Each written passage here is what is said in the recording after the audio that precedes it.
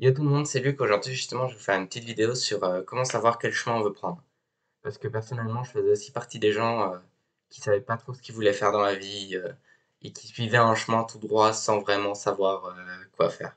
C'est-à-dire que j'ai toujours pris le chemin qu'on m'a mis devant moi, le chemin le plus facile, c'est-à-dire études. Une fois que j'aurai fini mes études, je vais après bosser, etc., etc. J'ai jamais vraiment réfléchi, j'ai toujours fait l'école obligatoire. Après, j'ai fait une année à l'EDT, puis après, maintenant, je suis à une autre école, etc., etc. Et cetera.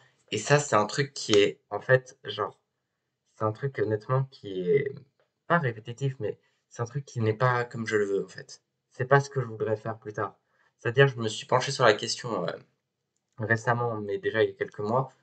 Je me suis dit, est-ce que c'était ça, c'est vraiment ça que je veux faire plus tard? Et justement, le premier point que je vais vous donner, c'est être sûr, pour pouvoir savoir vraiment ce que vous voulez faire, c'est de réfléchir environ, moi j'ai réfléchi environ 3 heures, mais vous pouvez réfléchir plus, un peu moins, etc. C'est comme vous voulez, adapté à vous, mais c'est réfléchir environ 3 heures à, en fait, qu'est-ce que je suis en train de faire, où ça va m'amener, pourquoi je fais ça, les choisis vraiment, parce que souvent, en fait, il y a beaucoup de choses, on croit l'avoir choisi alors qu'on nous l'a juste mis comme ça, c'est-à-dire, genre par exemple, on t'a dit aujourd'hui on va manger poulet, et en fait, t'as pas dit ah, trop bien, je décide de manger poulet, on te l'a dit, et toi tu l'as accepté. Et toi, vu que tu l'as accepté, en fait, tu penses l'avoir choisi, alors que tu ne l'as pas choisi, tu l'as juste accepté. Et tu n'as pas essayé de trouver un autre chemin qui te plaisait peut-être plus. Je prends un exemple tout con, mais ça pourrait être ça, par exemple. C'est pour vous imaginer, pour que vous puissiez imaginer correctement la scène. Mais donc c'est ça en fait. Tout simplement, essayez de réfléchir environ 3 heures. Ok, 3 heures, je pense que c'est largement suffisant parce que moi c'est vraiment là où j'ai eu pas mal d'idées qui sont venues, de choses. Et aussi avec le temps en fait. Faut regarder qu'est-ce que le temps, qu'est-ce que la vie vous met comme autre opportunité que par exemple le chemin que vous êtes en train de suivre et que vous aimez pas. Par exemple, moi j'ai eu la chance d'avoir par exemple Educate, ce genre de choses. Et donc là, je suis en train de suivre aussi une formation, tout ça, pour aller un peu plus dans la voie que je veux. C'est un truc qui pourrait me plaire, honnêtement. Donc là, je suis en train d'essayer. Et il y a aussi des choses, des fois, qui vous plaisent, mais en fait, vous voulez pas, par exemple, en faire plus tard, bosser tout le temps là-dessus, etc., etc. Par exemple, moi, c'est le cas avec la programmation. La programmation, j'adore en faire, honnêtement, mais c'est que en faire tout le temps, et après, en fait, c'est faire des choses qui me plaisent pas, c'est pas forcément le truc que je sens que je vais adorer mes journées, quoi. Même si c'est quelque chose que j'adore. Faut trouver l'équilibre en fait. Et c'est ça le plus compliqué, je pense. Et donc justement, ça, c'est quand vous réfléchirez sur vos 3 heures, il faut vraiment vous dire, est-ce que j'ai choisi ce chemin? C'est la chose la plus importante. Et si j'ai choisi ce chemin, pourquoi? C'est souvent là où on se rend compte qu'on l'a pas choisi. Et ensuite, où va me mener ce chemin? Par exemple, si vous, je sais pas, un de vos objectifs plus tard, c'est de devenir le meilleur programmeur du monde et que vous avez choisi menuisier, il faudrait revoir un peu votre chemin pour aller à votre but. Ou inversement. Mais voilà, en fait, il faudrait vraiment voir où va vous mener ce que vous faites actuellement. Parce que s'il vous mène nulle part, c'est pas bon signe. Ou s'il vous mène pas à vos objectifs.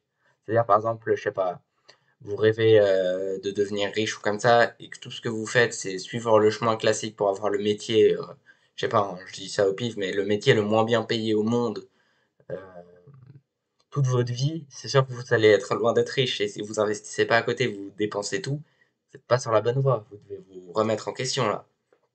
Et même de manière générale, parce que je parle de voie scolaire, etc. Mais il y a aussi la voie dans la vie, dans la journée, ce que vous faites.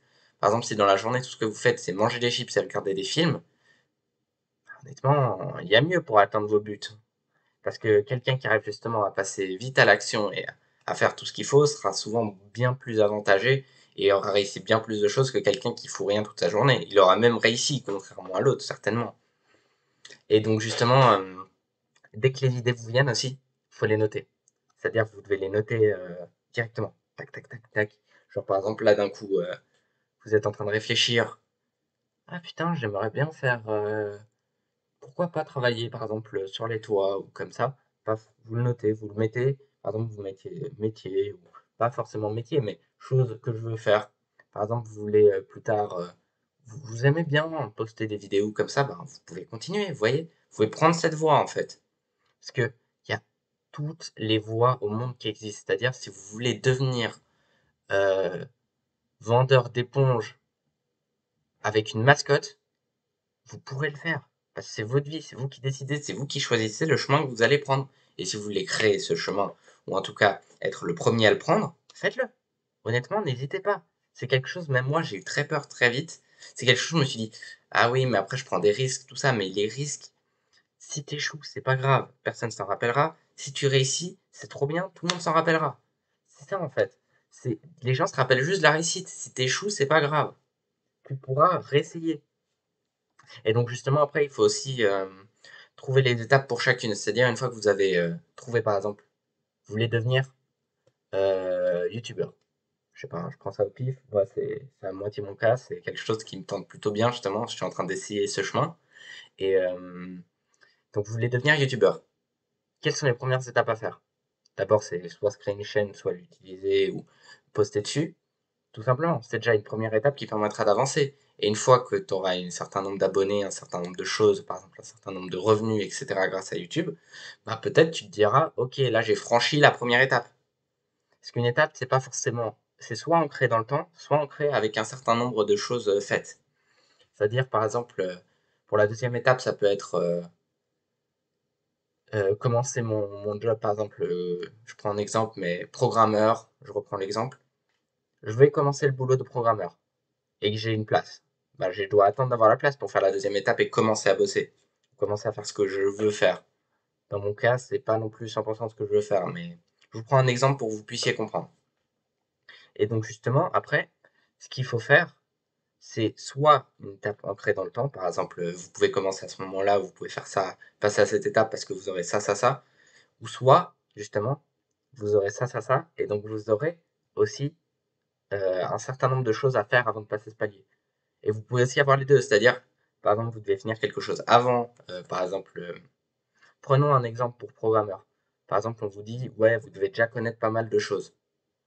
Et que là, vous vous dites, ok, donc j'ai ça à connaître, ça, ça, je dois le connaître, et en plus de ça que je dois connaître, je dois aussi être capable de gérer plutôt bien une autre partie d'un programme.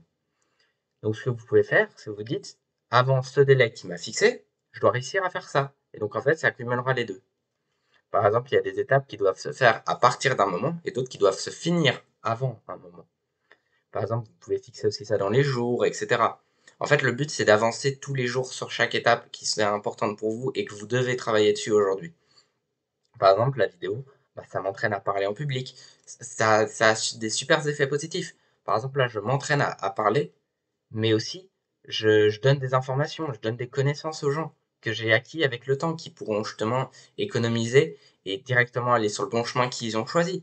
C'est aussi ça qui est super important et qu'il faut s'imaginer.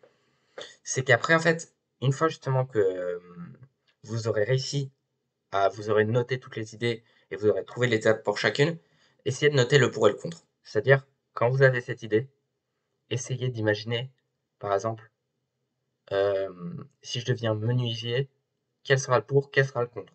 Bah, le contre, j'aurai un petit salaire. Le pour, je serai manier le bois très bien, par exemple. Je prends des exemples qui sont peut-être vrais, peut-être faux. En fait, je prends de la programmation, comme ça vous aurez un exemple concret. Programmation, ok, si je continue dans la voie de programmation, qu'est-ce que j'aurai? Le pour, je serais peut-être super bon en programmation, peut-être je saurais faire des codes, des IA, peut-être j'aurai un niveau assez avancé, plutôt bon dans tous les domaines de la programmation. Le contre, alors j'aurais un petit salaire, je suis en train de bosser dans un endroit, j'aurais peut-être pas la vie que je veux au final, parce qu'en fait, la vie que je veux, c'est pas juste être programmeur, c'est aussi avoir des choses derrière, par exemple, avoir un peu d'argent de côté, même beaucoup, travailler le temps qu'il faudra, faire quelque chose qui me plaît, pas avoir quelqu'un au-dessus de moi qui est en train de me gueuler dessus. Si c'est quelqu'un avec qui je m'entends bien, pourquoi pas, mais vous voyez, j'ai des choses dans la vie, des choses qui seront à certains moments peut-être vraies, peut-être fausses, comme par exemple la personne qui me gueulera dessus au-dessus, qui me gueulera dessus au-dessus. Et il y en aura d'autres qui seront peut-être euh, fausses tout le temps. Par exemple, le fait que je sois dans un boulot, c'est tout le temps vrai. Il y en a qui seront fausses tout le temps, d'autres qui seront vraies tout le temps. Et justement, en fait, il faut vraiment voir le pour et le contre. Et donc ça, c'est un contre pour moi qui est trop important par rapport au pour. Le pour, donc que je sois de bon en programmation, ne va pas combler le fait, en fait, je récupère aucun temps au final. C'est-à-dire, j'ai aucun temps pour profiter d'être avec les gens que j'aime, j'ai aucun temps pour pouvoir m'améliorer dans les autres domaines, etc. Ça me renfermerait trop et ça m'empêcherait d'évoluer comme je voudrais. Donc, justement, programmation, ah, c'est un chemin que j'hésite et que honnêtement, c'est pas ma priorité. Parce qu'en fait, ça me bloquerait trop dans ma vie. Et donc, justement, après, il faut juste essayer, hein. Essayez-en un. Par exemple, moi, j'ai essayé la programmation, j'ai vu les pour et le contre. Donc, j'ai essayé un autre chemin. Par exemple, là, je suis en train d'essayer de tourner une vidéo pour essayer aussi de vous aider justement à avoir plus de connaissances. Et donc, honnêtement, c'est quelque chose qu'il faut essayer. Ça vous plaît, vous continuez, même si vous n'êtes pas bon. Parce qu'en fait, le plus important, c'est pas d'être bon ou pas bon. C'est d'apprendre à chaque fois. Et justement, c'est quelque chose qui peut se faire qu'avec le temps. Donc, si vous abandonnez dès la première fois ou que dès que ça vous plaît pas un petit peu, parce que vous n'avez pas vu tout le panel, par exemple, moi, j'ai pas encore vu tout le panel de youtubeurs, donc j'attends. Je continue, mais moi, ça me plaît pour l'instant. Ça me plaît plutôt bien. Et donc, justement, c'était un peu tous les points. Et honnêtement, si c'est quelque chose qui vous plaît pas et que vous avez d'autres chemins, essayez. La vie, elle est faite pour être essayée parce que soit vous essayez, soit vous réussissez. Donc, et si vous essayez trop de fois dans un domaine que, au final, vous savez que les pour et le contre sera pas assez haut pour vous, ça sert à rien. Et honnêtement, des fois, il y aura peut-être des chemins qui seront chiants ou vous aimez pas trop faire, mais qui pourront vous apporter ce que vous voulez dans la vie.